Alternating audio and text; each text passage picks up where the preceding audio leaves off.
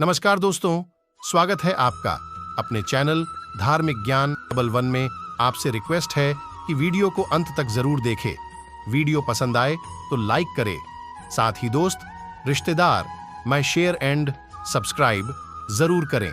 इससे हमें वीडियो बनाने का मोटिवेशन मिलता है और इस तरह की सच्ची धार्मिक ज्ञान की बातें लाते रहेंगे। आज हम नमस्कार, आपका स्वागत है। एक बार गरुड़ जी ने भगवान श्री कृष्ण से पूछा, मनुष्य का जन्म कैसे होता है? उसके शरीर के अंगों का निर्माण कैसे होता है? उसके शरीर में आत्मा कब प्रवेश करती है? काम, क्रोध, भय आदि प्रकार के भाव उसके अंदर कैसे उत्पन्न होते हैं? हे ऋषिकेश, कृपया आप मुझे बताएं, मनुष्य के बालक का जन्म कैसे होता है? उत्तर में भगवान श्री कृष्ण ने मनुष्यों के जन्म का वर्णन किया है। आइए जान लेते हैं। पर उससे पहले दोस्तों, अगर आप इस चैनल पर नए हैं तो इसे सब्सक्राइब जरूर करें। साथ ही वीडियो को लाइक करें और कमेंट में जय श्री कृष्ण अवश्य लिखें। श्री कृष्ण कहते हैं, हे गरुड़, कोश के निर्माण की परम गोपनीय प्रक्रिया को मैं कहता हूँ। इसके जानने मात्र से व्यक्ति सर्वज्ञ हो जाता है। श्री कृष्ण कहते हैं, ऋतुकाल में 4 दिन तक स्त्रियों के साथ शारीरिक संबंध नहीं बनाना चाहिए। प्राचीन काल में वृत्रासुर की हत्या करने पर इंद्रदेव को ब्रह्म हत्या का पाप लगा था। इसीलिए ब्रह्मदेव ने इस पाप के 1/4 भाग को निकालकर संसार का पोषण करने वाली स्त्रियों को दे दिया था। इसी कारण से ऋतुकाल के 4 दिन तक स्त्रियां अपवित्र मानी जाती है। इसीलिए इस समय पर स्त्री संबंध होने पर जिस संतान की उत्पत्ति होती है वह दुराचारी बनती है। संबंध बनाते समय माता पिता के चित्त में जैसी कल्पना होती है वैसे ही बालक का गर्भ में जन्म होता है। युग्म तिथि वाली रात्रि में सहवास करने पर पुत्र का जन्म होता है और अयुग्म तिथियों वाली रात्रि में सहवास करने पर कन्या का जन्म होता है। किसी भी स्त्री और पुरुष को ऋतुकाल के पहले सप्ताह को छोड़कर दूसरे सप्ताह में सहवास करना अधिक शुभ होता है। स्त्रियों का ऋतुकाल 16 रात्रि का होता है।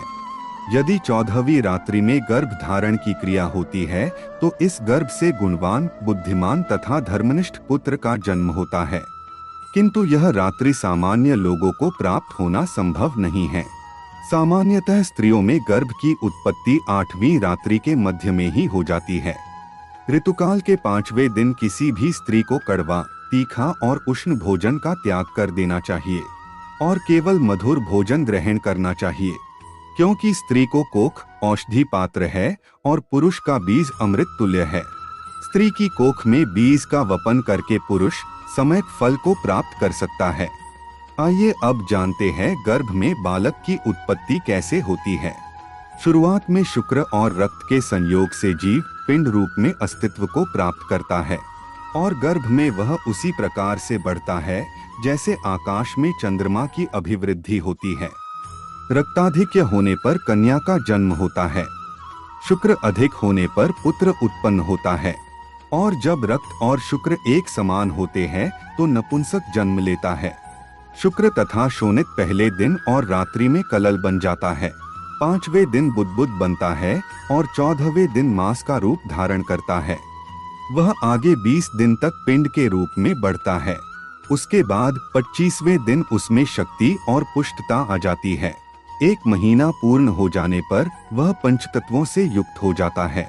फिर दूसरे महीने में इस जीव के शरीर पर त्वचा और मेदा निर्माण होती है। तीसरे महीने में उसके शरीर में मज्जा और अस्थियों का निर्माण हो जाता है। चौथे महीने में उसके केश उगने लगते हैं। 5वें महीने में कान, नाक तथा वक्षस्थल का निर्माण होता है। उसके बाद 6ठे महीने में कंठ और उदर का निर्माण होता है। 7वें महीने में गुह्य आदि भाग और 8वें महीने में वह सभी अंगों से पूर्ण हो जाता है।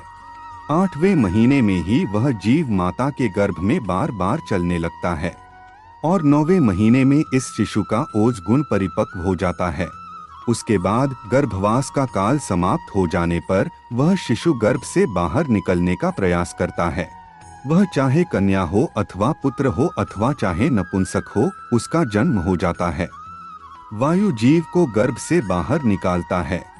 इस समय उसके दोनों पैर ऊपर और मुख नीचे रहता है। 9 महीनों तक गर्भ में रहने वाला जीव धीरे धीरे बढ़ता है। माता के द्वारा ग्रहण किए गए अन्न से उस जीव के शरीर की हड्डियां पुष्ट होती है। माँ के गर्भ में बढ़ते समय उसे अपने पूर्व जन्म की स्मृतियां याद आने लगती है और उन्हीं यादों के कारण वह दुखी हो जाता है। वह पीड़ा का अनुभव करता है और गर्भ में ही इधर उधर घूमने लगता है। वह गर्भ में यह सोचने लगता है कि बाहर संसार में जाने पर मैं फिर से ऐसा कोई काम नहीं करूंगा जिससे कि मुझे फिर से मनुष्य रूप में जन्म लेना पड़े। ऐसा सोचकर वह अपने सैकड़ों पूर्व जन्मों का स्मरण करता है। माता के गर्भ में पल रहा शिशु भगवान से कहता है कि मैं इस गर्भ से अलग होने की इच्छा नहीं करता, क्योंकि बाहर जाने पर पाप कर्म करने पड़ते हैं जिससे नरक आदि प्राप्त होते हैं। और फिर वह अधोमुख होकर गर्भ से बाहर निकलता है। बाहर निकलते ही वह दुखी होता है। वह रोते हुए विलाप करता हुआ गर्भ से बाहर आता है। उस समय इस जीव को असह्य कष्ट देने वाली मूर्छा आ जाती है, किंतु कुछ ही क्षणों में वह पुनः चेतना में आ जाता है। वायु के स्पर्श से उसे सुख की अनुभूति होती है। तत्पश्चात संसार को मोहित करने वाली भगवान विष्णु की माया उसके ऊपर अपना प्रभाव जमा लेती है। उस माया के प्रभाव से वह संपूर्ण ज्ञान भूल जाता है। वह अपने सभी पूर्व जन्मों के बारे में भूल जाता है। इस ज्ञान के नष्ट हो जाने के कारण वह बाल भाव को प्राप्त करता है। दोस्तों, क्या होगा अगर वह सारा ज्ञान हमें जन्म के बाद भी याद रह जाए? उम्मीद है आपको यह जानकारी अच्छी लगी होगी। वीडियो को लाइक जरूर करें, कमेंट में जय श्री कृष्ण लिखना ना भूले। साथ ही चैनल को सब्सक्राइब जरूर करें। आप सभी का धन्यवाद।